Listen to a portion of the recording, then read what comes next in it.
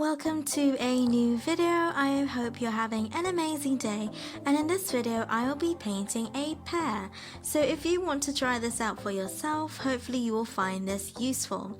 I was hesitant to present this as a tutorial since I am still learning myself, but I figured I would always be learning, so here we are. So if you're interested in how I painted this, then keep on watching.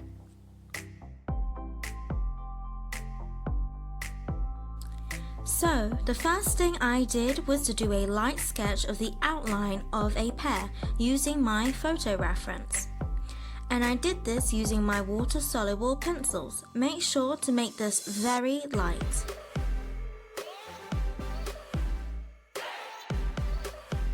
So, I sketched out the outline so that it would take up most of my page.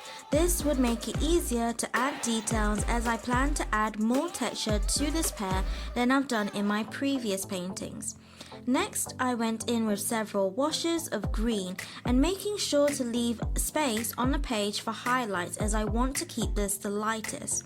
So, layer by layer, I made the pear darker with each wash and trying to match the color of the wash to what I saw in my reference.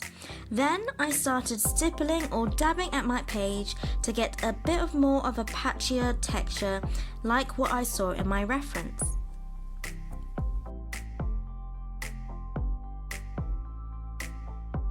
I made sure to do swatches of the colors I was mixing to make sure it was the right match, more or less. I did not want this to be a hyper-realistic painting, and so making the exact colors and putting it in the exact place was not really a priority for me. I was just having fun with it.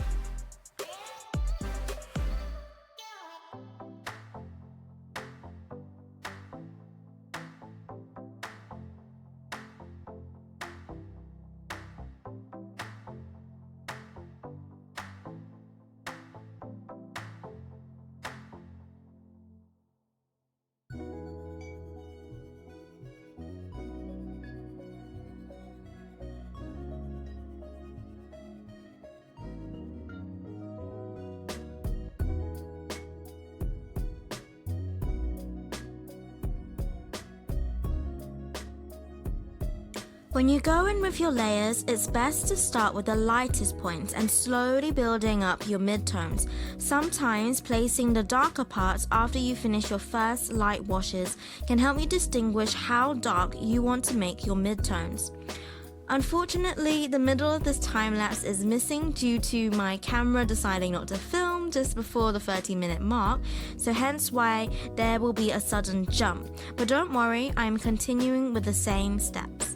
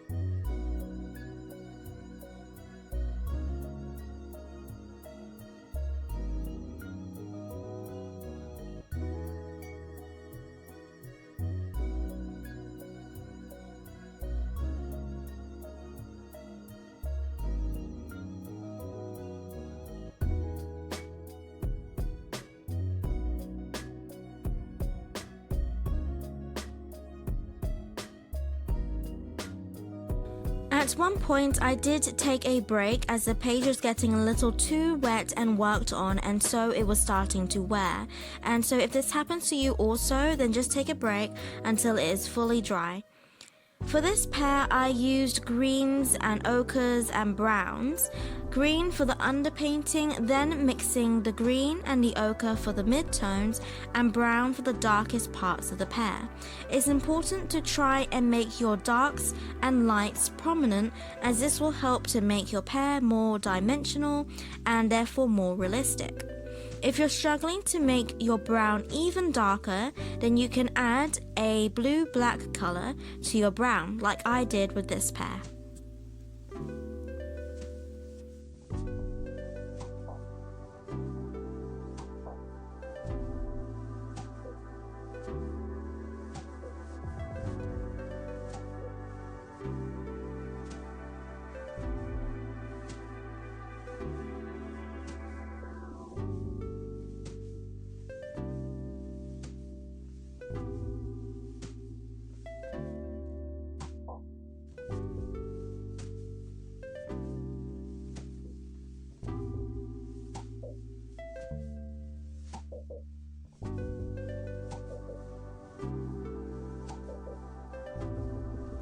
I was going to leave the page for the highlights, but this was a little too light for me, and so I wanted to integrate it better with the rest of the pear.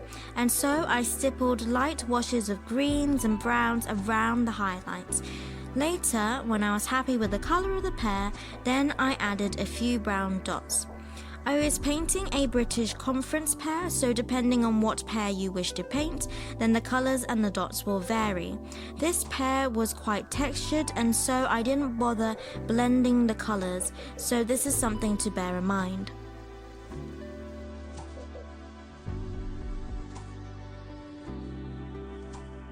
And before I go, I wanted to give a special thanks and shout out to Elizabeth.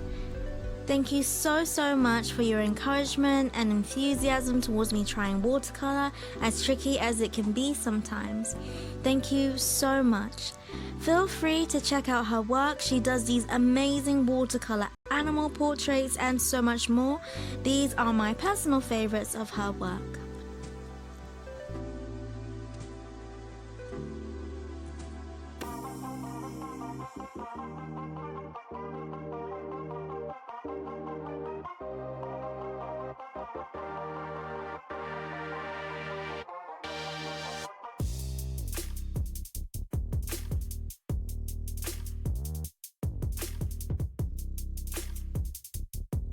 Thank you so much for watching. If you like these videos where I'm showing you my journey of watercolor painting and giving you tips on what I've learned, then don't forget to give this a like and subscribe. Anyways, that is all from me, and I will see you in the next one. God bless, and I'll see you later.